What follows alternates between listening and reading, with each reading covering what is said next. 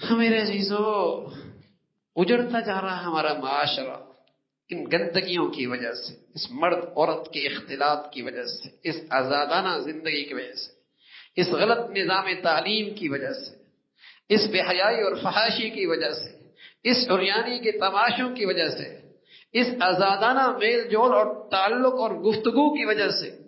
ہنستے بستے گھر اجڑتے چلے جاتے۔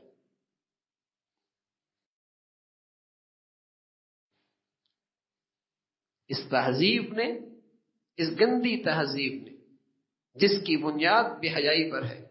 مرد عورت کے آزادانہ میل جول پر ہے، اور اس آزادانہ تعلیم نے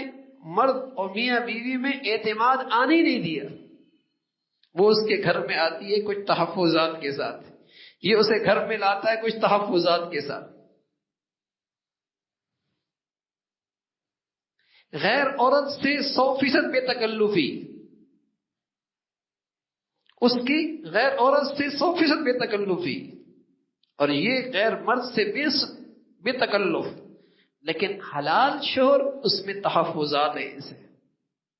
حلال بیوی اس میں کچھ تحفظات کی رکاوٹ ہے۔